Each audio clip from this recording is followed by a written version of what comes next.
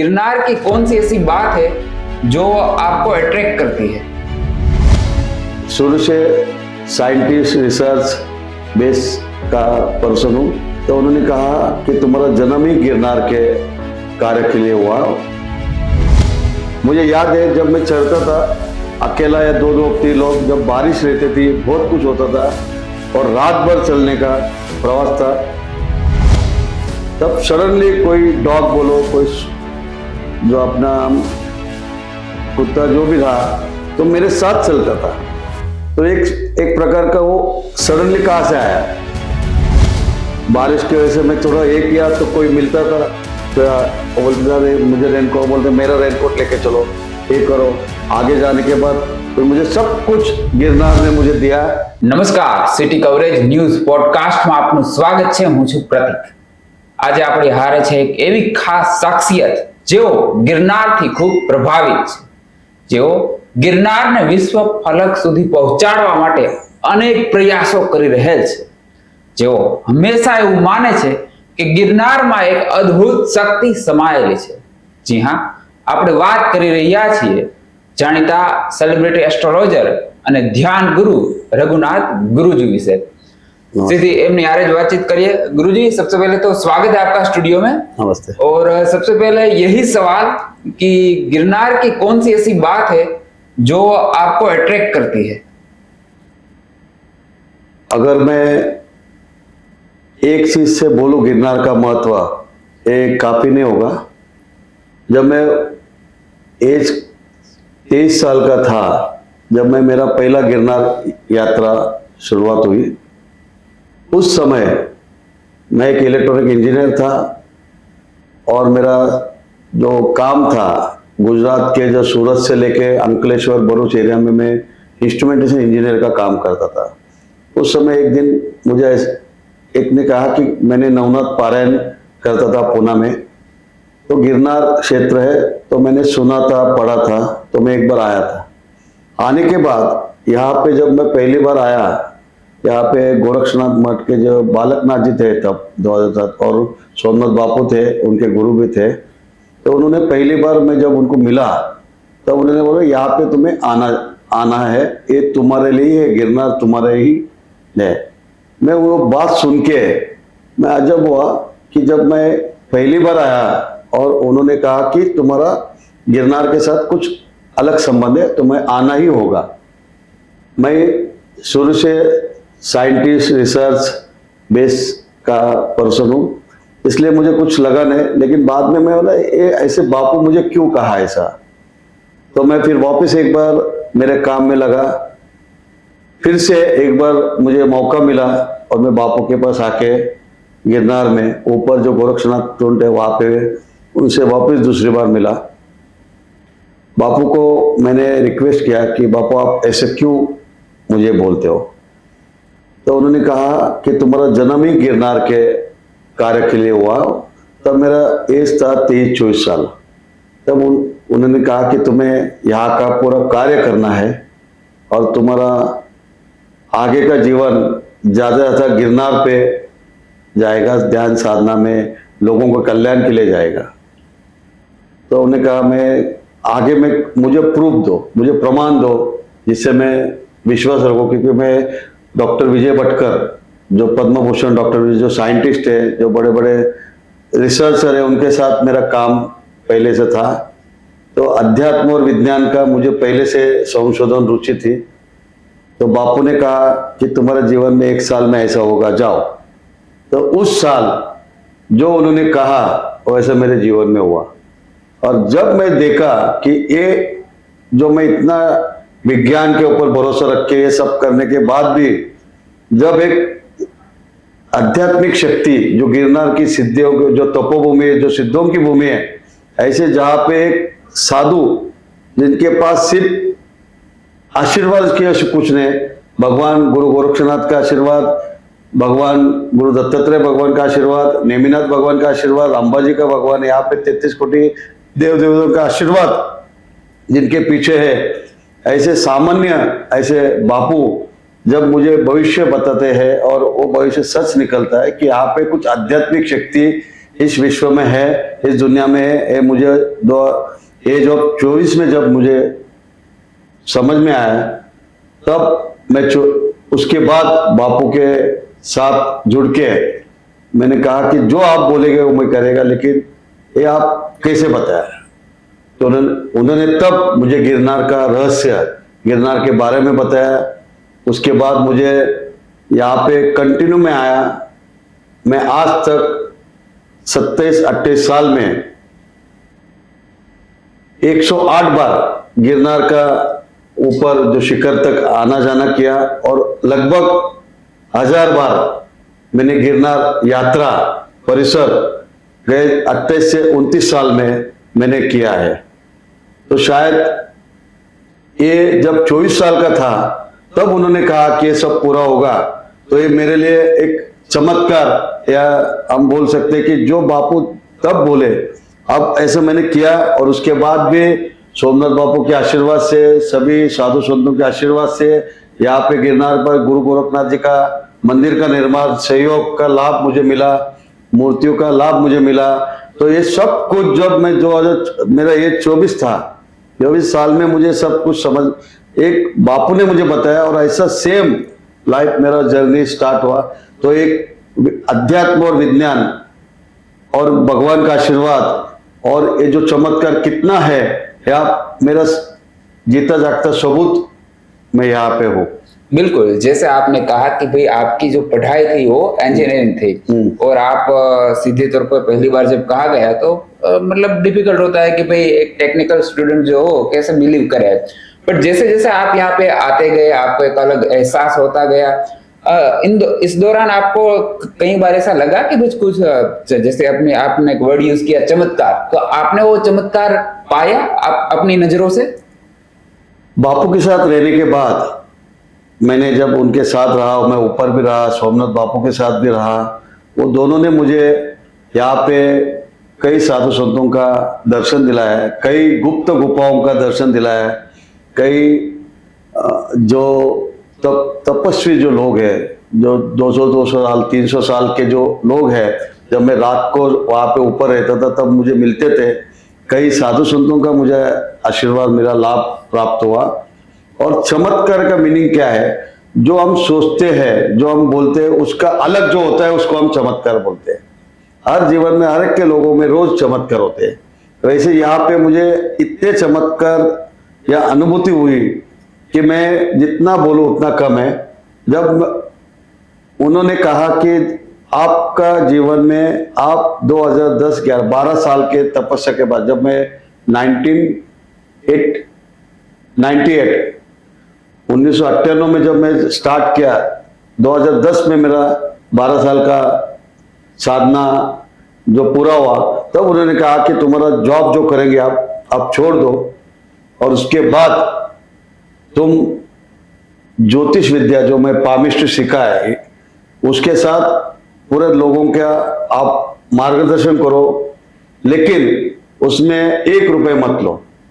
नैतिक पूर्ण जीवन, सात्विक जीवन के साथ, ध्यान जप के साथ पामिस्ट्री करो, लेकिन पैसा मत लो। तो मैं बापू को कहा, बापू मैं फिर रहूं कैसा अगर मैं पैसा नहीं लिया, आगे कैसा? बोले लोग जो खुशी से देंगे भिक्षा स्वरूप उसको लो। तो 2011 से मैं आज तक आपके सामने है। मेरा लाइफ में मैं सबसे सुखी, सब कुछ मेरे पास है, और वो भी पूरा भिक्षा। मैं आज तक किसी से 1 रुपए लिया नहीं, ना कभी किसी से कमीशन खाया, ना किसी से कुछ काम किया, कुछ नहीं।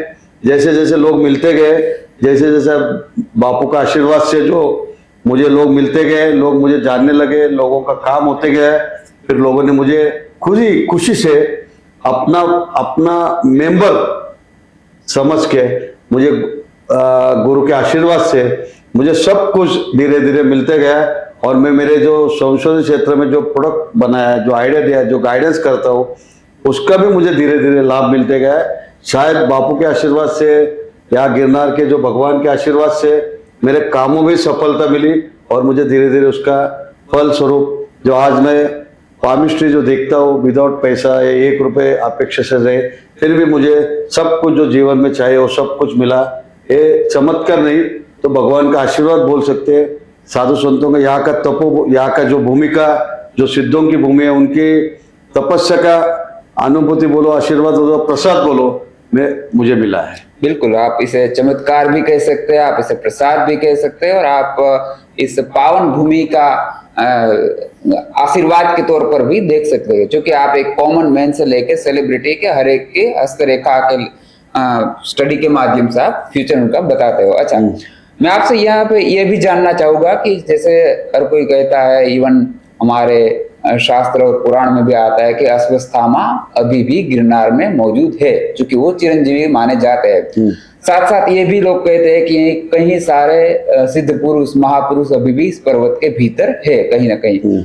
आप भी इस बात से सहमत है? आप भी इस बात को मानते हैं कि अगर आपके पास वो दिव्य चक्षु है, वो दृष्टि है, तो आप भी ऐसे महापुरुषों के दर्शन इस गिरनार पर्वत के भीतर कर सकते हो? जरूर, क्योंकि मैं जब गए 27-28 साल से जो मैं गिरनार यात्रा है मेरा, इसमें कई साधु संत और जो सत्पुरुष जिनके एज 300 साल, 400 साल, 500 साल पुराने, हम बोल नहीं सकते कि इतना साल है उनका, लेकिन ऐसे महात्माओं का मैंने दर्शन लिया है।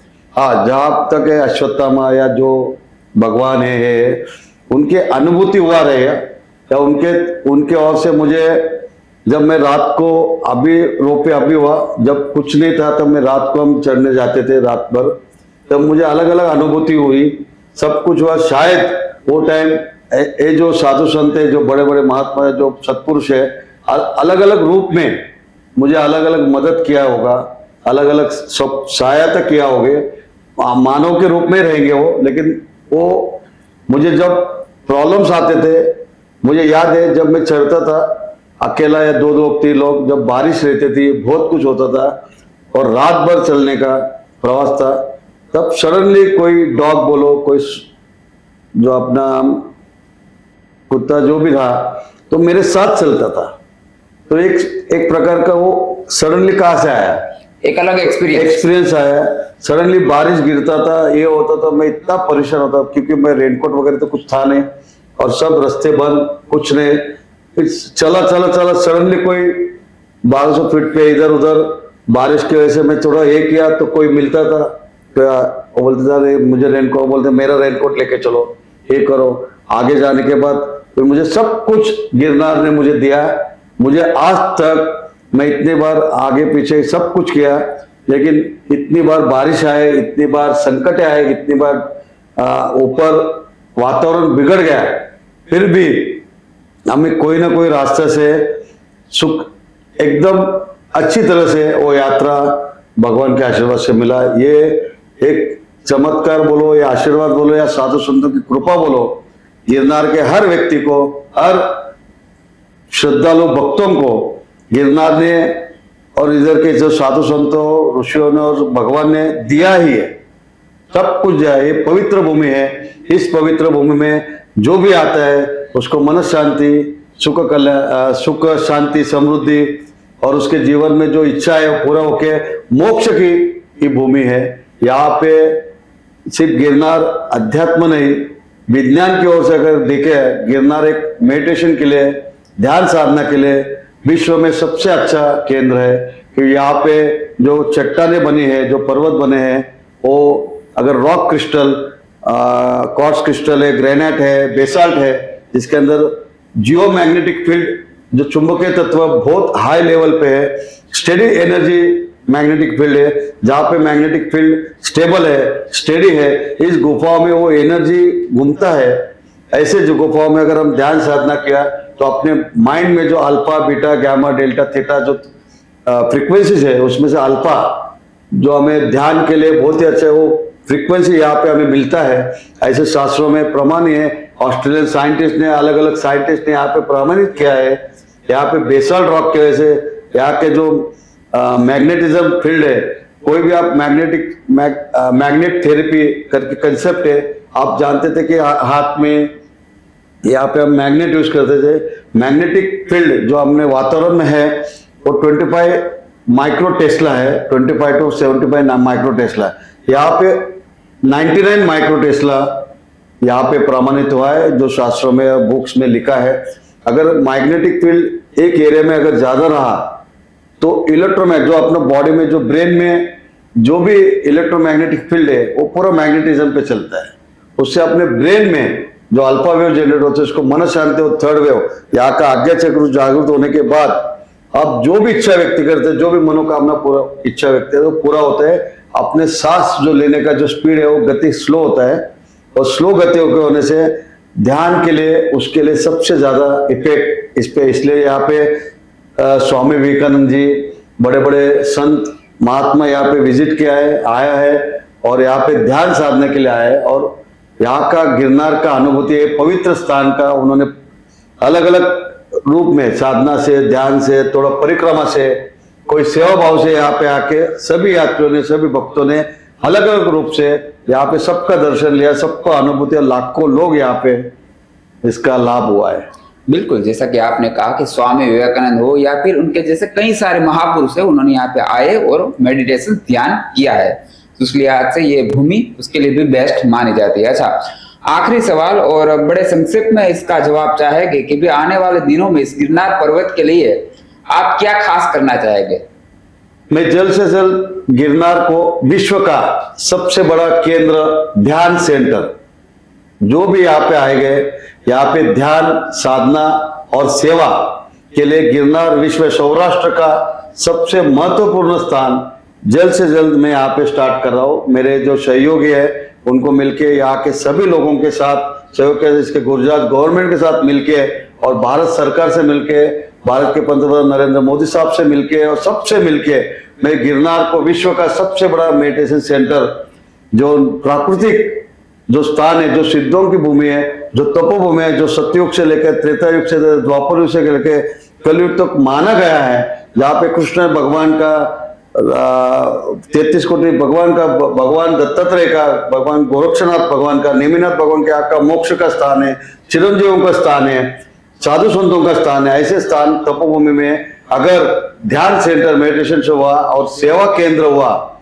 जैसे स्कूल, कॉलेज, हॉस्पिटल, और यहाँ पे दिव्यांगों को, गरीब लोगों का कल्याण के लिए कोई योजना शुरू हुआ, नेचुरोपैथी थेरेपी यहाँ पे हुआ, शायद इस गिरनार की जो पेड़ पौधे वनस्पति है, जो औषधि वनस्पति और सिद्धों के आशीर्वाद है, भगवान 33 कोटि भगवान का आशीर्वाद है और साधु संतों का आशीर्वाद, और यहाँ का जो प्राकृतिक नेचर का जो हमें सुगंधित द्रव्य यहाँ पे जो मिलेगा, उससे जीवन में निरोगी जीवन के लिए, धन धान्य सुख शांति के लिए ऐसा स्थान विश्व में नहीं है।